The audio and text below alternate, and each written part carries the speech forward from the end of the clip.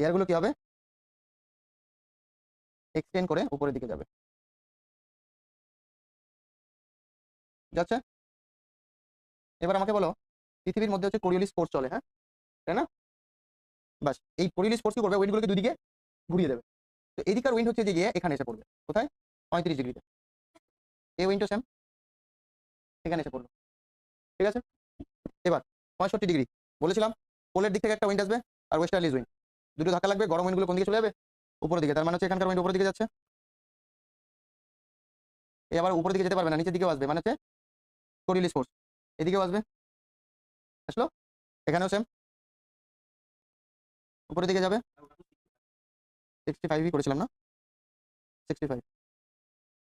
এ হচ্ছে যেদিকে আসবে, বানা এটাকেই বলে ট্রাই সেলুলার মডেল, বানাও ট্রাই সেলুলার মডেল। উইন্ডগুলো চলছে না, উপরে যে উইন্ডগুলো চলছে এইটাই হচ্ছে যে জেট স্ট্রিম, জেট স্ট্রিম, ঠিক আছে।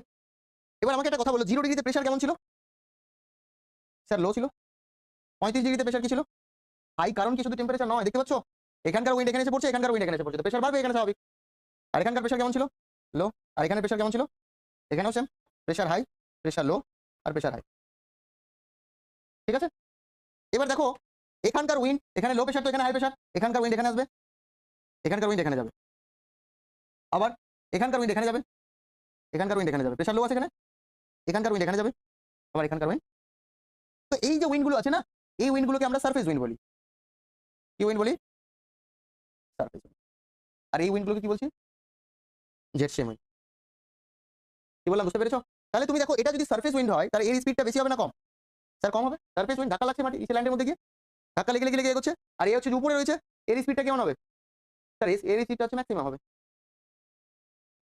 কি বললাম, বুঝতে পেরেছো? কোনটা?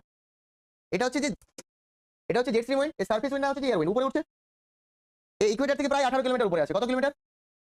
18 কিলোমিটার। উপরে কোনো বাধা নেই, গতিবেগ বেশি হবে। আর নিচে হচ্ছে বাধা রয়েছে, কারণ এখানে ঘর, ওখানে ল্যান্ড, এই রয়েছে, মাউন্টেন আছে, তো গতিবেগ তো কমবেই, তাই না? ধাক্কা লেগে লেগে যাচ্ছে। কি বললাম, বুঝতে পেরেছো? যেমন তোমরা শুনেছো যে উত্তর গোলার্ধের যে উইন্ড আছে আর দক্ষিণ গোলার্ধের যে উইন্ড আছে, দক্ষিণ গোলার্ধের উইন্ডের গতিবেগ বেশি, কারণ কি, সমুদ্রের অ্যামাউন্ট বেশি। তাই তো গর্জনশীল 40 নাম শুনেছো না, যে যখনই গতিবেগ বেশি হবে তখন এসে সাউন্ড প্রডিউস করবে, কিন্তু উপরে সাউন্ড প্রডিউস করতে পারছে না, কারণ ল্যান্ডের অ্যামাউন্ট বেশি রয়েছে। কি বললাম, বুঝতে পেরেছো? তাহলে জেট স্ট্রিম এটা সারফেস উইন্ড, সারফেস উইন্ডের হচ্ছে যে স্পিডটা কি হবে, কম হবে।